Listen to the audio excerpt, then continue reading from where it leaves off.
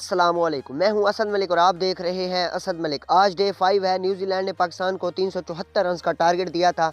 फवाद आलम और Mohammad Rizwan wicket keeper ने पाकिस्तान को एक सहारा दिया हुआ था, लेकिन दोनों खिलाड़ी आउट हो गए हैं। अंपायर ने दोनों को आउट दे दिया है। आज की इस वीडियो में बताने जा रहा हूं कि क्या सूरत हाल है, तो वीडियो को आखिर तक देखना है। उससे पहले आप हमारे यूट्यूब चैनल अली स्पोर्ट्स को लाजमी सब्सक्राइब करें, इस वीडियो को लाइक कर दें। और अगर आप यही मैच अपने मोबाइल पर लाइव देखना चाहते हैं तो जल्दी से जाएँ, पाकिस्तान का मैच लाइव देखें। अभी लिंक डिस्क्रिप्शन में आपके सामने तरीकाकार भी शो हो रहा है, मैच आप लाइव देख सकते हैं। इस लिंक को ओपन करें, यहाँ से एप्लीकेशन मिलेगी, उसको डाउनलोड करें, फिर आप मैच को आसानी के साथ लाइव देख सकते हैं।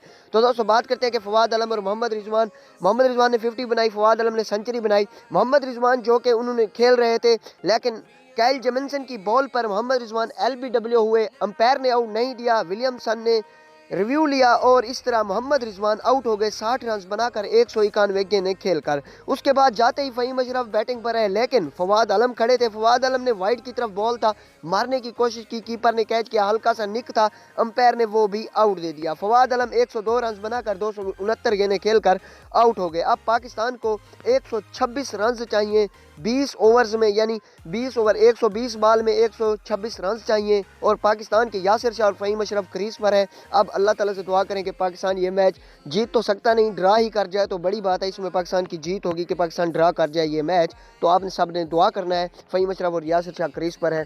अल्लाह हाफिज़। अगर आप मोटिवेशनल और सबक आमोज़ वीडियोस देखना चाहते हैं तो आपसे रिक्वेस्ट है कि हमारा दूसरा चैनल भी सब्सक्राइब करें। यूट्यूब सर्च बार में जुनैद व्यास लिखें और सब्सक्राइब के बटन पर क्लिक कीजिए। शुक्रिया।